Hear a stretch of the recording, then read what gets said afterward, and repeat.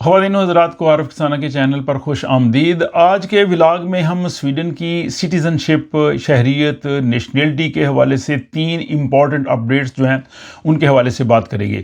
تو جن لوگوں نے سویڈن کی نیشنلٹی کے لیے اپلائی کر رکھا ہے، ان کا بھی فیصلہ نہیں آیا، ان کے لیے بھی، اور جنہوں نے مستقبل میں جو ہے وہ شہریت کے لیے، نیشنلٹی کے لیے اپلائی کرنا ہے، ان سب کے لیے اس ولاگ کو دیکھنا جو ہے وہ بہت ہی اہم اور معلوماتی ہوگا۔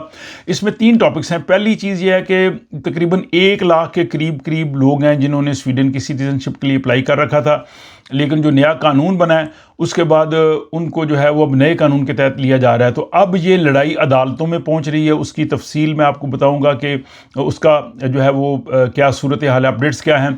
دوسرا یہ ہے کہ سویڈن کی سٹیزن شپ کے لیے سویڈش زبان کا جو ٹیسٹ ہے وہ بھی لازمی ہے، لیکن اس میں مزید دیر ہو رہی ہے۔ وہ کب تک شروع ہو سکتا ہے اس کے بارے میں بات کریں گے۔ اور تیسرا امپورٹنٹ یہ کہ جو یہاں پہ ابھی ٹیسٹ شروع ہونا ہے سویڈن کے معاشرے کے بارے میں، سیوک ٹیسٹ، معاشرتی علوم کا کہہ لیں، اس کی تفصیل، وہ اس میں سوالات کس طرح کے ہوں گے، کچھ نمونے کے سوال میں آپ کو بتاؤں گا، کچھ اس کی تفصیل بتاؤں گا، اس کی ریکوائرمنٹس بتاؤں گا، تو اس پہ ہم جو ہے وہ کافی تفصیل سے جو ہے وہ بات کریں گے۔ تو اس لیے جیسے میں نے شروع میں کہا کہ یہ ولاگ ان سب لوگوں کے لیے بڑا امپورٹنٹ ہے جنہوں نے سویڈن کی شہریت ابھی لینی ہے۔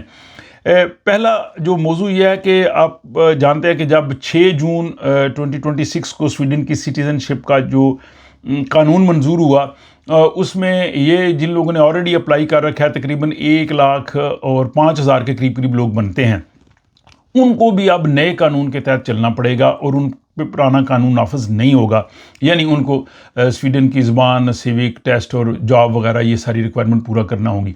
اب اس کے اوپر جو ہے وہ اب عدالتی جو ہے وہ جنگ شروع ہو رہی ہے، کیونکہ یہاں پہ لوگوں نے کہا تھا کہ جناب یہ ہمارے ساتھ زیادتی ہے اور ہمیں اب نئے قانون کے تحت کیوں لیا جا رہا ہے، ہم نے تو 4 سال سے اپلائی کر رکھا ہے۔ اب وہ کافی زیادہ درخواستیں ظاہر ہے وہ اب ریجیکٹ ہو جائیں گی، کیونکہ وہ ریکوائرمنٹ پوری نہیں کرتی۔ اس پر سویڈن کی ایک قانونی فرم ہے فیئر ٹرانزیشن، انہوں نے جناب لوگوں کی مفت قانونی امداد کرنے کا فیصلہ کیا ہے، اور اس تنظیم نے جو ہے وہ کہا ہے کہ اب وہ لوگوں کی قانونی جنگ عدالتوں میں مفت لڑیں گے۔ انہوں نے سینکڑوں لوگوں نے ان کے ساتھ جو ہے وہ رابطہ کیا ہے، ان میں سے انہوں نے 50 کیس جو ہے وہ سلیکٹ کر لیے ہیں جن کو وہ عدالتوں میں لے کے جا رہے ہیں، اور وہ 50 کیس جو ہے ان کے خیال میں یہ ایک ماڈل کیسز بن سکتے ہیں۔ اگر وہ ان کیسز کو ون کر جاتے ہیں تو ان سے باقی لوگوں کو بھی جو ہے وہ خاصا فائدہ ہوگا۔ تو ابھی آپ جو ہے وہ ان سے فوری طور پہ رابطہ نہ کریں، کیونکہ ظاہر انہوں نے 50 کیسز جو ہے وہ سلیکٹ کر لیے ہیں، اب ان کو وہ لے کے جا رہے ہیں۔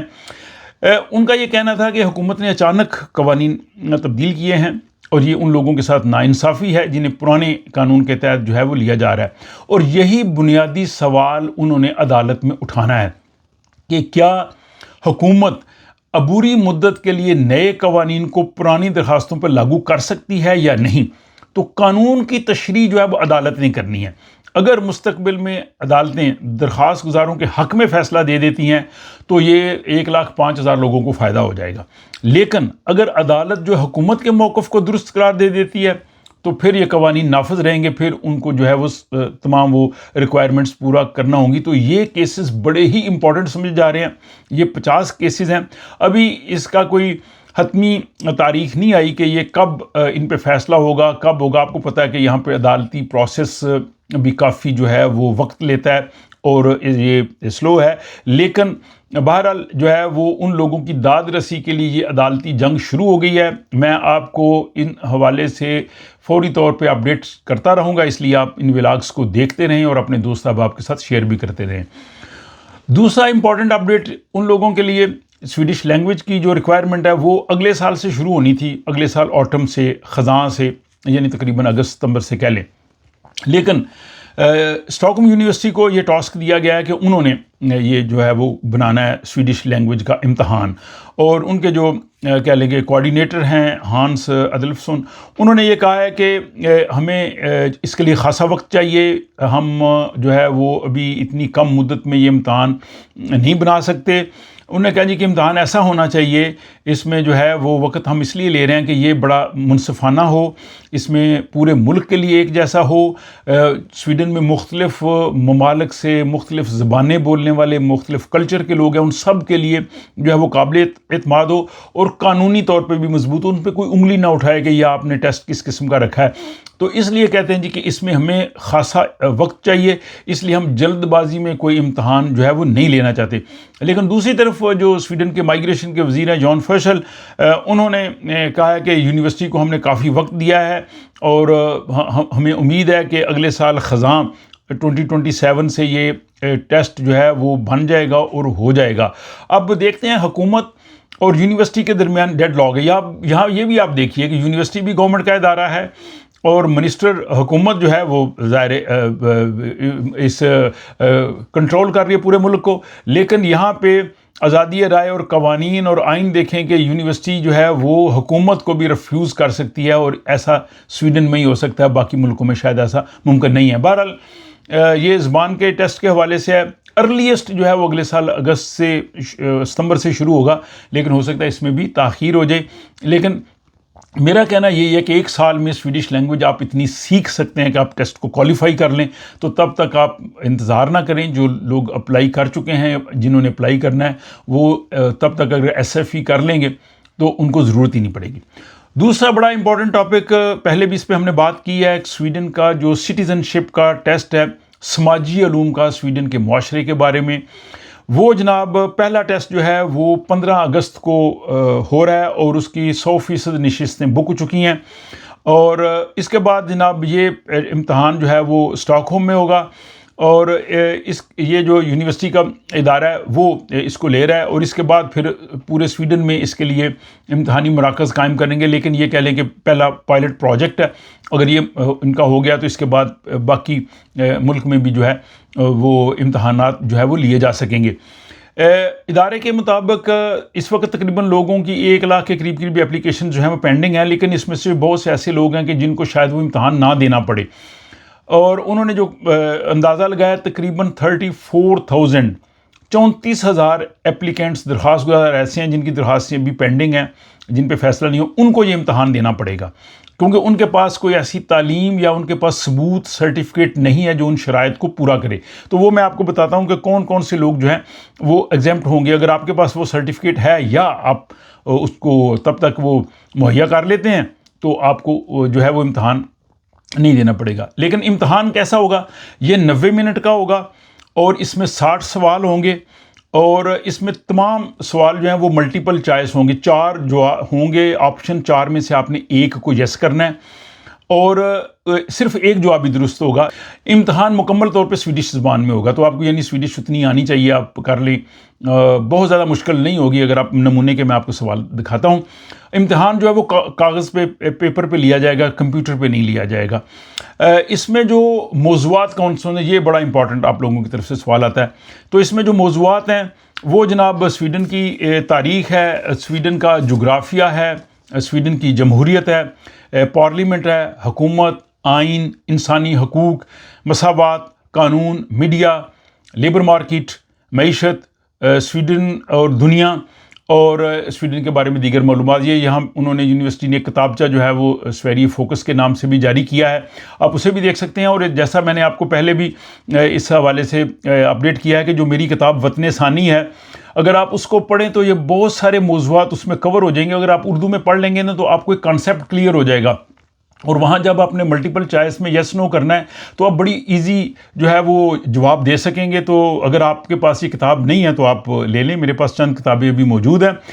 اس میں آپ دیکھیں جو اس میں نے موضوعات کور کیے ہیں، جسٹ جلدی میں آپ کو بتانا چاہوں گا۔ اس میں سویڈن کا قومی ترانہ اردو میں ہے، سویڈن کی اہم معلومات ہے، سویڈن کی تاریخ، لوگ اور رسم و رواج، سویڈش قوم ایک نفسیاتی اور معاشرتی جائزہ، اس کے بعد جناب وائکنگ سے قزاقوں سے ایک بہترین فلاحی مملکت تک، स्वीडन एक मिसाली जमहूरियत और फलाही ममलकत, स्वीडन में बुनियादी हकूक़ और आज़ादी राय के कवानीन, स्वीडन की इमिग्रेशन की तफसील, स्वीडन का तालीमी निज़ाम, स्वीडन में जो नोबल इनाम दिया जाता है इसके हवाले से, स्वीडन में जो इकिया है इसका जो इसके बानी थे उनके हवाले से, अल्फ्रेड नोबेल के हवाले से, उलफ पाल्मे के हवाले से है। इसके बाद जो स्वीडन के अक़वाम मुत्तहिदा दूसरे सेक्रेटरी जनरल थे दाग हैमरशोल्ड उनके हवाले से है।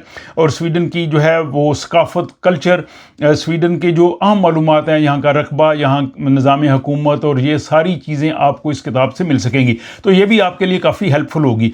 अब जो उन्होंने सवालात लेने हैं मल्टीपल चॉइस, उनके जो है वो चंद जो है वो सवाल ये आपको मैं आपके सामने रखता हूँ, ये आप स्लाइड्स देख सकते हैं। मसलन ये सवाल होगा कि स्वीडन का जो है वो सरबराह ममलकत कौन सा है। तो सरबराह ममलकत जो है वो स्वीडन का बादशाह होता है, और सरबराह हुकूमत जो है वो प्राइम मिनिस्टर होता है। ये बाकी मुल्कों में भी होता है जहाँ सदर और वज़ीर आज़म होते हैं। ये सवाल हो सकता है। फिर ये है कि स्वीडन की माइशत जो है, इकॉनमी जो है, तारीख़ी तौर पर सबसे कौन सा कुदरती वसीला स्वीडन के लिए रहा है। तो उसका दुरुस्त जवाब जो है वो जंगलात हैं। इसके बाद तीसरा सवाल इसमें यह है कि कौन सा मुल्क 1809 तक स्वीडन का हिस्सा रहा है। तो इसका दुरुस्त जवाब जो है फिनलैंड है। इसके बाद ये बड़ा इंपॉर्टेंट सवाल है कि आज़ादी राय के बारे में अगर आप किसी शख्स पे तनकीद करते हैं तो किस तरह से कर सकते हैं। तो आप तब तक कर सकते हैं जब कानून की खिलाफ वर्जी ना हो, यानी उस बंदे से पूछने की ज़रूरत नहीं है, सियासतदानों का नाम भी आ सकता है लेकिन कानून की खिलाफ वर्जी ना हो। तो इस तरह के सवाल होंगे 60। और जैसे मैंने कहा कि वो आप इन्फॉर्मेशन जब आप ले लेंगे रटे से नहीं हो सकते, ये आपको पढ़ने से कॉन्सेप्ट क्लियर से हो सकते हैं। इसके बाद ये इम्तहान के लिए उन्होंने हदायत दी हैं कि जब इम्तहान वाले दिन आप कौन कौन सी चीज़ें साथ होनी चाहिए। आपके पास स्वीडिश आईडी कार्ड या कोई शनाख्त जो है वो होनी ज़रूरी है। इसके अलावा आप अपने पास जो है वो मोबाइल फ़ोन या स्मार्ट वॉच या डिजिटल घड़ी, इस तरह की कोई चीज़, इलेक्ट्रॉनिक कंप्यूटर वगैरह डिवाइसेस साथ नहीं ले जा सकते। आप अपना खाना पीना भी नहीं ले जा सकते, लेकिन जिनको डायबिटीज़ है, जिनके पास डॉक्टर सर्टिफिकेट है, वो इस तरह की खुसूसी सूरतों में ले सकते हैं। और इसके बाद आप पेपर और एक पेंसिल और एक रबर वो आप साथ ले जा सकते हैं। बाकी आपके पास और कोई चीज़ वहाँ पे होनी नहीं चाहिए। आप ईयरफोन्स वगैरह ये वो भी यूज़ नहीं कर सकते। अब जैसे पहले कहा कि किन लोगों को ये इम्तहान देने की ज़रूरत नहीं होगी, तो अगर आपने यहाँ पे कॉमवर्क्स में तालीम बालगा में तालीम हासिल की है और आपने SFE के साथ मतलूबा स्वीडिश ज़बान और समाजी उलूम के ऐसे कोर्सेज़ मुकम्मल किए हैं जिन्हें हुकूमत तस्लीम करती है, तो फिर आपको ज़रूरत नहीं आएगी। लेकिन कई लोगों ने यहाँ पे जो है वो समहले ओरिएंटेरिंग का कोर्स किया, जिस पे पहले भी मैंने व्लॉग बनाया था, वो उसके लिए काफ़ी नहीं है। उन लोगों को जो है वो टेस्ट जो है वो देना पड़ेगा। अलावा से अगर आपने यहाँ पे जिम्नाजियम में वो यहाँ पढ़ा है और या आपके पास कोई और इस तरह की एजुकेशन है जो उसको फुलफ़िल करती है, तो तब भी आप एग्जेम्प्ट हो सकते हैं।